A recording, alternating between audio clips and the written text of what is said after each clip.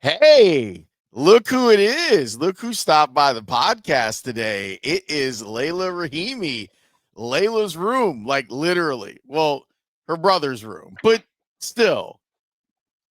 It That's is. right. It is my brother's room at the House of Hell. Look, here's an autographed picture of Jason Witten. That Because is when I say they care about the Cowboys, I don't make it up. this so random, but also so excellent. Um, I'm sorry to disturb you while you were having time off with your family, but it occurred to me that you might want a microphone considering what's been going on with the Chicago Bears. So the floor is yours. What First of all, how about this? Walk me through what you were feeling while watching the last 32 seconds of the Bears Lions game. I mean, my dad and I are watching. We're getting ready for Thanksgiving lunch-ish here, dinner, really dinner here on the West Coast.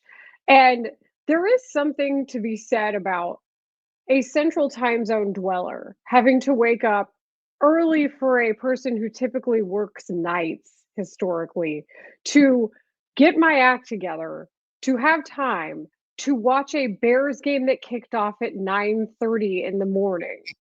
And I'm like, why did I spend family time doing this? And it's always funny because my dad messes with me about covering terrible teams because it started when I was with Fox Sports San Diego and the Padres. He's like, "Why are you covering this team?"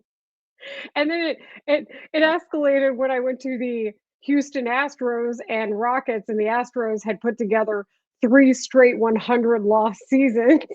He's like, Yikes. "Why do you keep doing this?" Then I go to Philadelphia, where the Phillies were also very bad that year. So you see a pattern emerging here. We won't even get into the White Sox. So, Jeez. so of course, here I am in Chicago talking about the Bears, and this is where I did the show on Wednesday. And I'm laughing because he's like, "Why aren't they calling a timeout? What's going on here?" He's like, "Can't they see the clock is going down to like zero?" He's like, "I don't know that much about football, but this can't be good." And I'm like, the streak continues. And I joke, I try to find ways to make new mistakes, and I find them. But unfortunately, so did the regime of Matt Eberflus.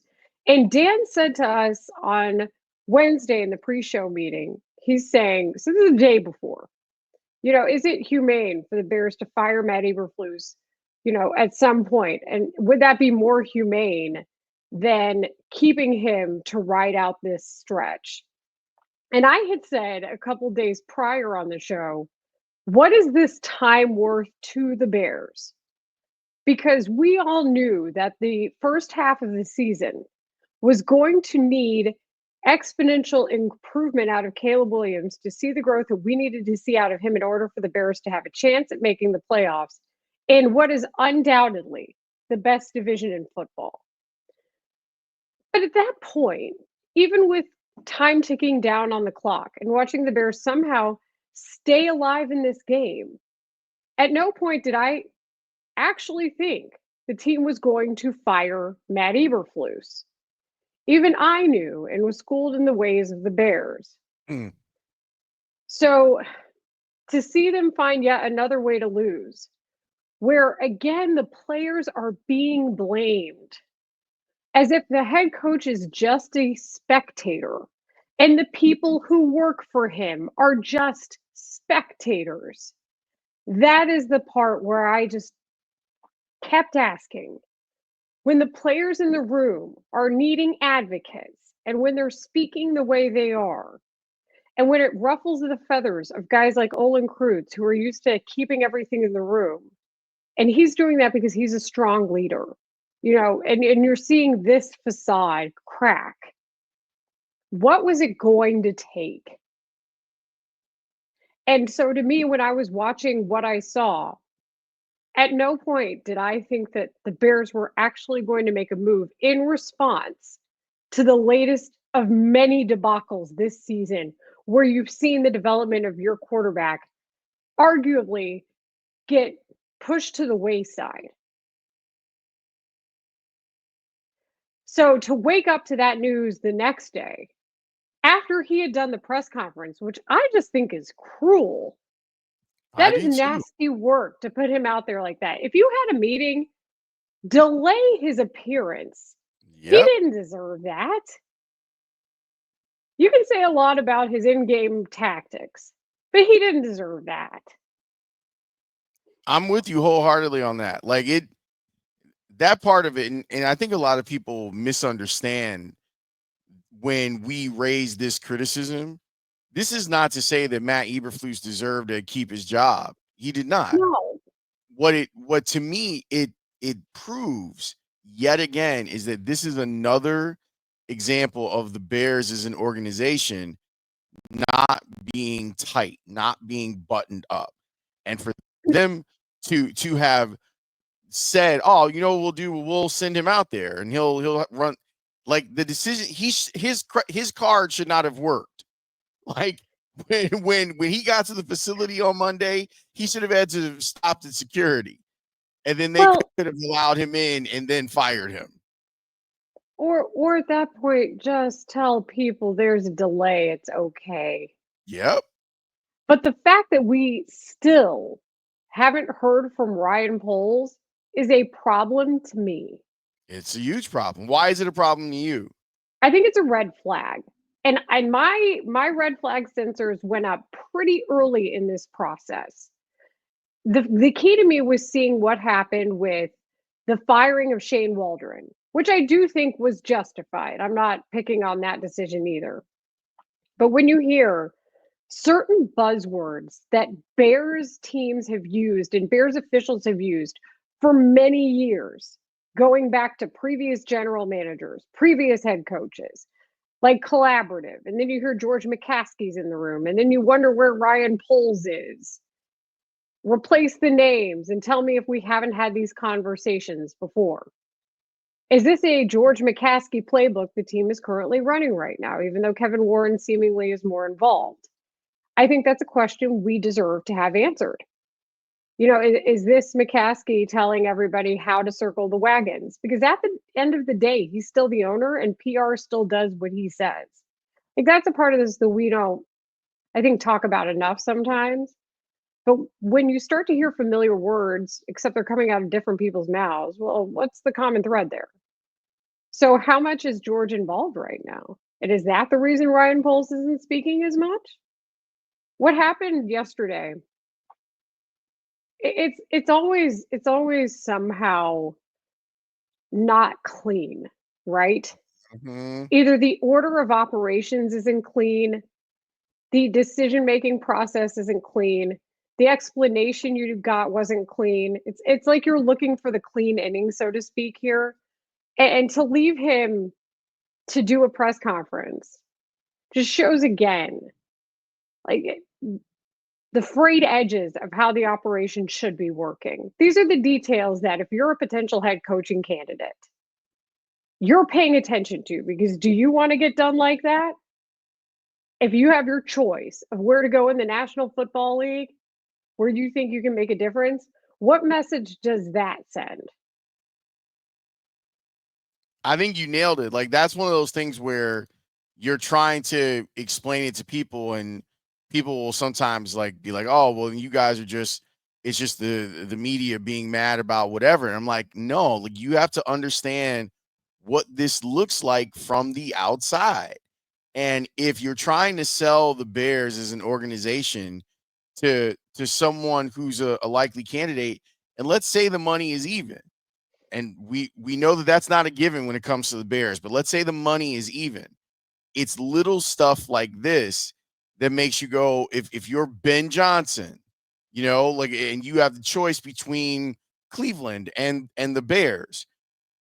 If the money is even and the opportunity seems to be even, what are those things that you're going to be asking about? And it's going to be about the health of the organization, the level of support that you're going to get. And support is not just keeping your job, support is also all of those things that surround it. And are you going to be given the best opportunity to go out and win? And it's the health of the apparatus. Clearly, there's marching orders here. Clearly, somebody's answering to someone. So, what does that look like? But here's what I was doing on Thursday night when I was still adjusting to Pacific time and I woke up in the middle of the night. Was I searching for how many times Matt Eberflus had made excuses and blamed the players for poor decisions? Yes, I was. Yes, I was.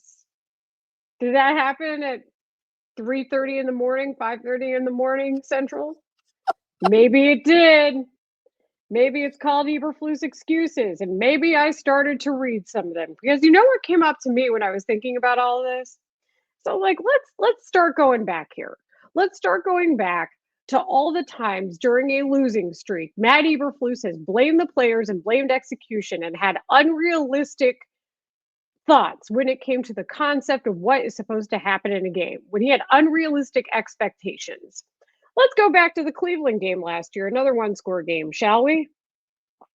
After Sunday's game on December 21st, 2023, Eberflus said that the Bears should have intercepted the pass that Joe Flacco threw to Amari Cooper that resulted in a 51-yard touchdown, tying the score at 17 with 3:08 to play.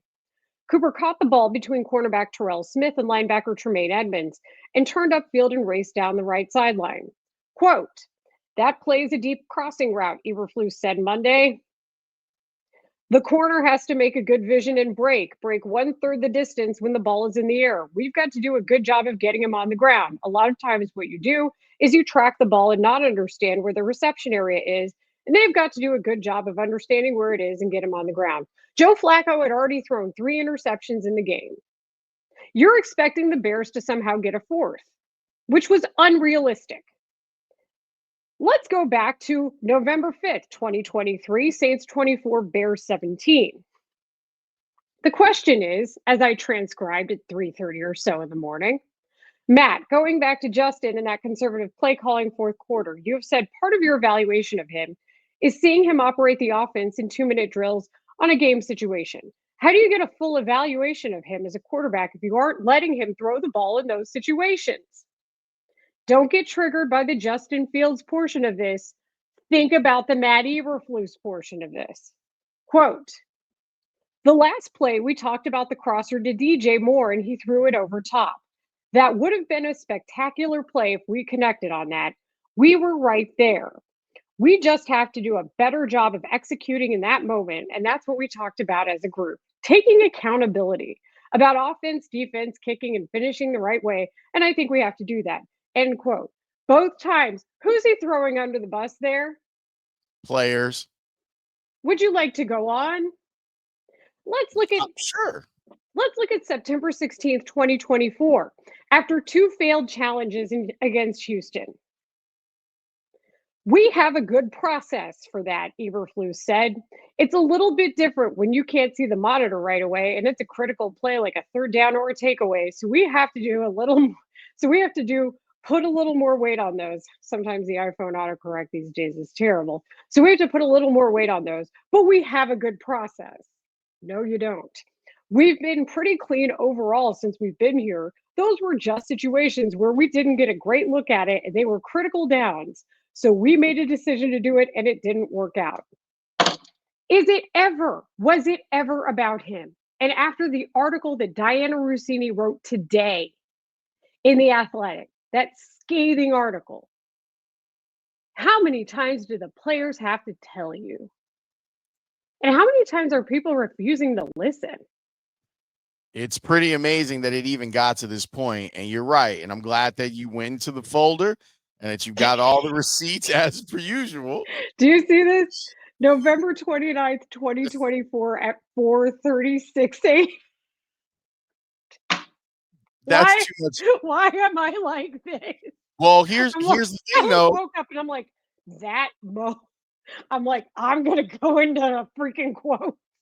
And I start looking up every post-game story. You're doing more due diligence than it seemed like the Bears were doing at that same time. Because that's the type of thing where they should have had an answer and response. They should have had an action plan on Friday that didn't include him doing a press conference. You should have been, all ducks should have been in a row, and they were not. And that's where things stand. Like, this had to happen. You know what amazes me? I don't know if I've ever seen something happen inside of a game that then got universally panned by not people like us, by former players and former coaches. Jimmy JJ Johnson, Watt? yes. JJ Watt never says anything bad about anybody. You had JJ Watt say it. Cut Wolf said fire everybody. You had Jimmy Johnson say it was the worst piece of game management he's ever seen. You had Bill Cowher say how bad it was. And I think the thing that tipped the scale, Matt Ryan. And Matt yes, Ryan at the right hand of Ryan Poles.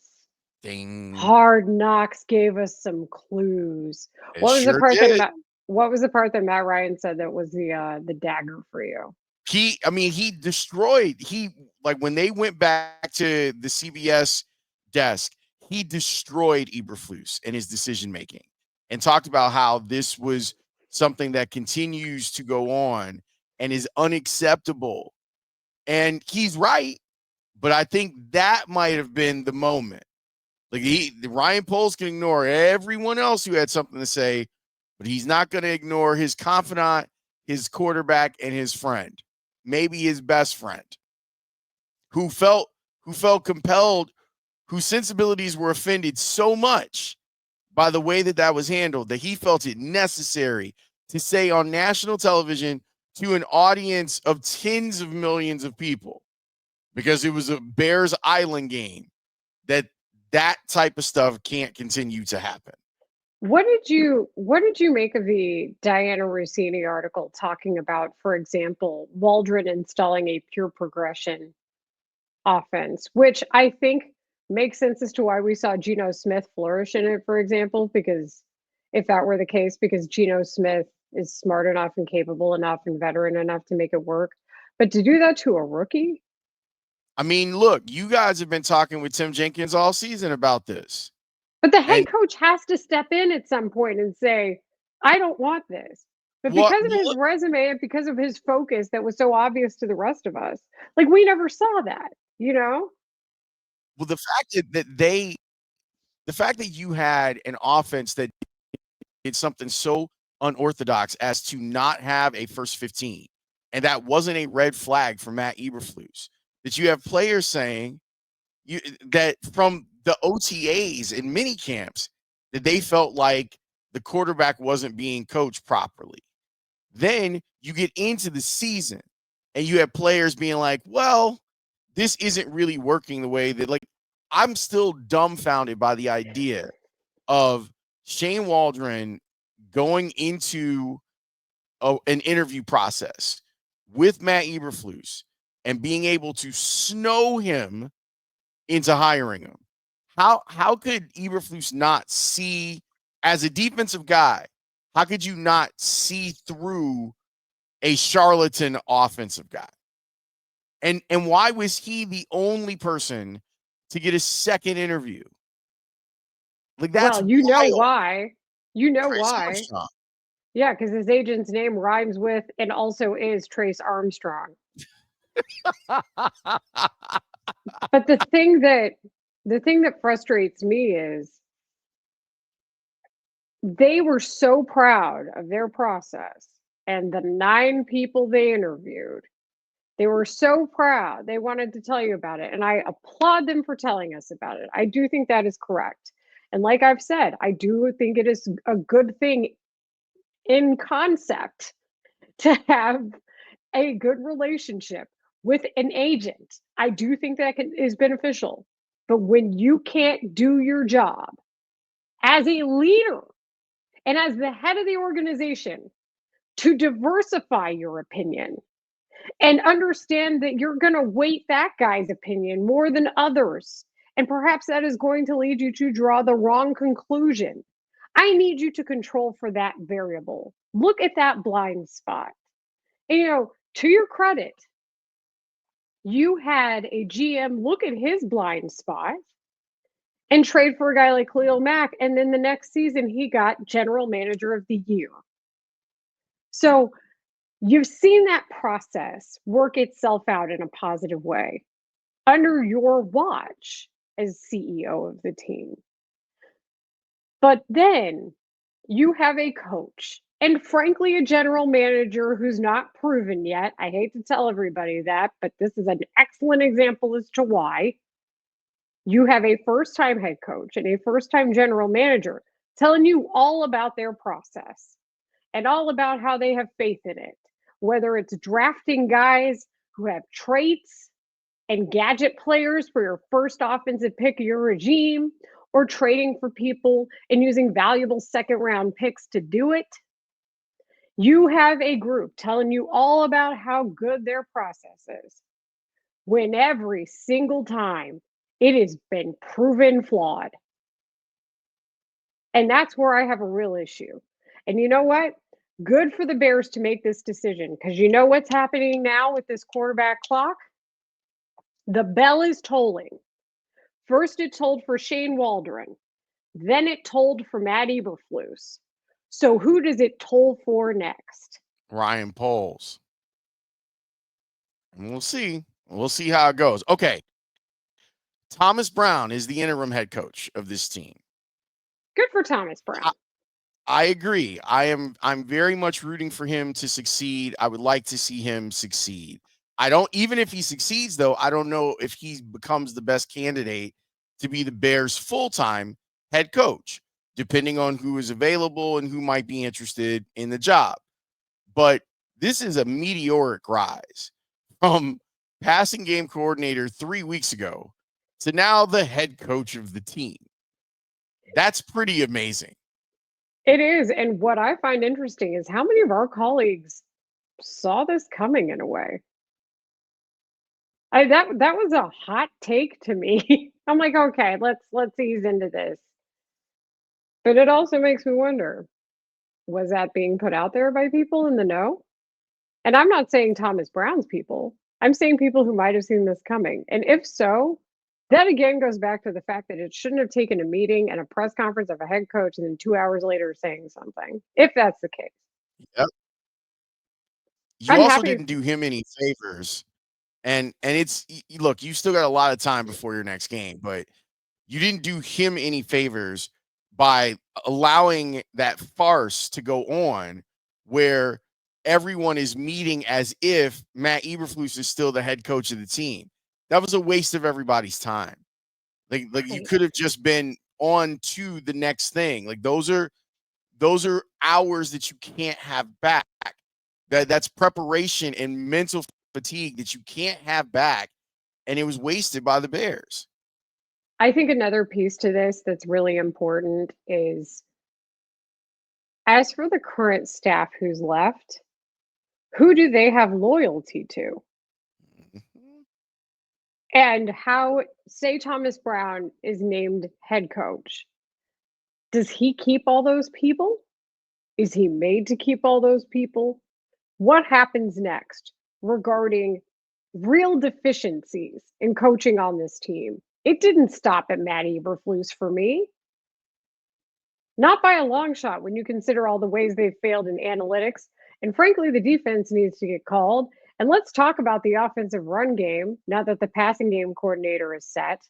Let's talk about these things. Another piece of this that I thought was pretty interesting was the truth to the cons, or at least according to Diana Rossini's article, the truth to the calls for Tyson Bagent in order to prevent Caleb Williams from getting worse. How many times have we asked the question as hosts? Can quarterbacks get ruined in their rookie season or maybe their first two seasons? Can they develop bad habits and therefore have talent be spoiled in the NFL for years to come? And we've gotten conflicting reports on that. But when you hear about players asking, like, should we bring him out here if it's going to make him not the person he is? That tells me a lot about what they think of development and how important it is for a young player. All right. I'm not going to keep you much longer. And let me just ask you because you're going to be on the air a lot over the next couple of weeks. The brain is straight. Yeah, and you'll probably hear a lot of these things talked about on 670 The And, that, Score just because and that's House of okay. Bell Like, audience and our audience are two different audiences. yeah, that's totally fine. What are you most looking forward to as these discussions continue about the Bears? Like, what's something where you're like, man, I can't wait till we as a group like get into some of these subjects.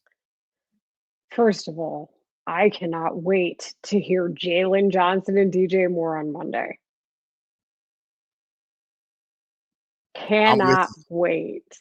And I'm I've with you. got football after dark with DJ Moore and That's Gail right. Street. That's gonna be That's wild. right. Tell people when and where. Where? So I think we've given out all Gale the Street in tickets. on the 3rd. Yeah, Gail Street in on the 3rd. And what's crazy is I talked to Jalen Johnson right after Shane Waldron got let go. So, here we are again in the same position. This time it's with DJ Moore. I think I can't wait to hear the players talk about this, but I just want to keep in mind what we're seeing. It is never too late to fix a mistake. Don't just stop at one. Tell me how valuable Caleb Williams' time is and how you want him to be here. And I think about what happened with Aaron Rodgers and Robert Saleh. And Robert Saleh is a wonderfully respected coach. But the players are always going to be the main focus. And the players are the ones who are getting the most money. And if they're not being utilized to their best possible way, then you're doing it wrong. If their talent isn't being capitalized, if the fit isn't right, then you need to fix it, and that's going to mean finding the best person to maximize the talent of your players. All right, Layla, I appreciate you jumping on. I know that you still have a couple more hikes to do before you head back. Take in every minute of sunshine that you can It was because 77 here today. yeah, you know what it felt like this morning when I got up and head to the gym. It the feel like temperature was 1. It felt like 1 degree. Yep, You didn't that's even get you didn't even get degrees. You just got degree. no. We just got degree.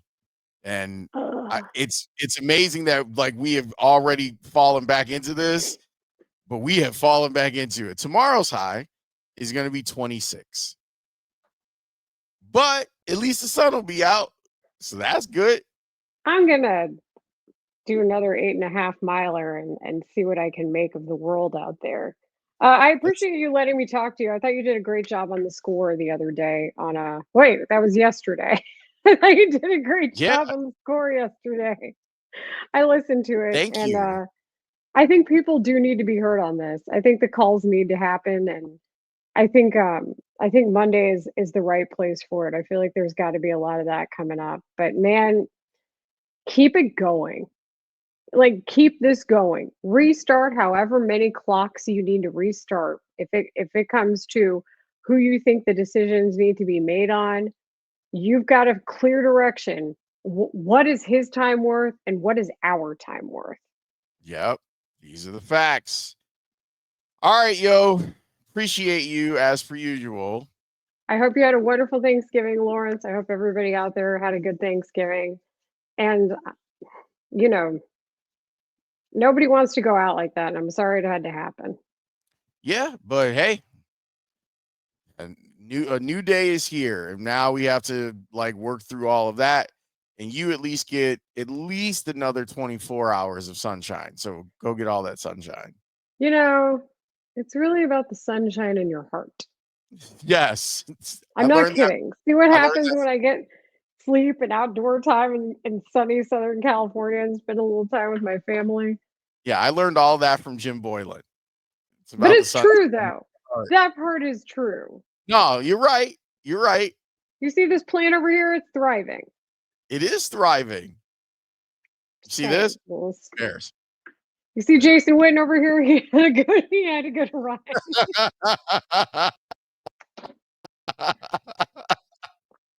All right. For Leila, I'm Lawrence. Thanks for watching the podcast. Thanks for listening to the podcast. We appreciate you over here at House of L.